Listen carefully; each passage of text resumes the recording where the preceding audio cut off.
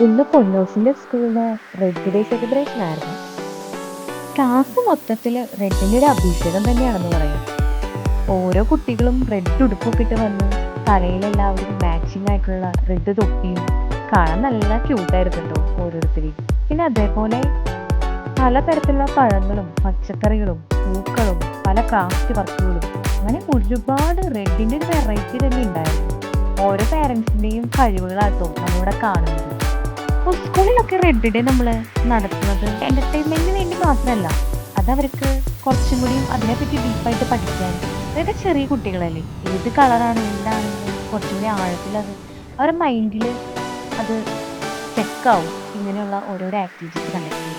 പിന്നെ അതുമാത്രമല്ല, അവർക്ക് cognitive development, creativity, language communication സ്കില്ലും സോഷ്യൽ ഇൻട്രാക്ഷൻ, അങ്ങനെ ഒരുപാട് മൾട്ടി സെൻസറി സോഫ്റ്റ് സ്കിൽസ്, ഒരുപാട് സ്കിൽസ് ഇവർക്ക് ഡെവലപ്പ് ചെയ്യും.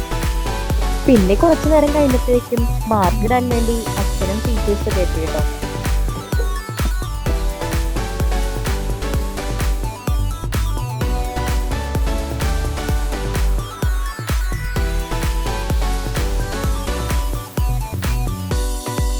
കുറച്ചു നേരം കഴിഞ്ഞപ്പോൾ നമ്മൾ പിള്ളേരെല്ലാവരെയും കൊണ്ട് അവിടുത്തെ ഗ്രൗണ്ടിലൊക്കെ ഒന്ന് ജസ്റ്റ് പോയി.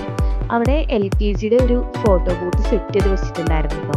അവിടെ അത്യാവശ്യം എല്ലാ കുട്ടികളുടെയും ഫോട്ടോസൊക്കെ എടുത്ത് നമ്മൾ കുറച്ച് വീഡിയോസ് ഒക്കെ എടുത്ത് അവിടെ കുറച്ച് നേരം സ്പെൻഡ് ചെയ്തു. പിന്നെ പിള്ളേരുടെ കാര്യം പറയണം, അവരാണെങ്കിൽ ഡബിൾ ഹാപ്പി ആയിട്ടോ.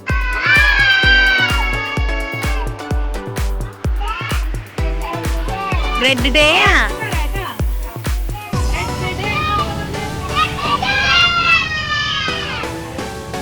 അങ്ങനെ ക്ലാസ്സിലൊക്കെ നമ്മൾ തിരിച്ചെത്തി. നമ്മുടെ പിള്ളേർക്ക് ടിഫിൻ കൊടുക്കാം കേട്ടോ. റെഡ് ഡേ സെലിബ്രേഷൻ ആയതുകൊണ്ട് ടിഫിൻ വരെ റെഡ് കളറിലാട്ടോ കൊണ്ടുപോയിരുന്നത്.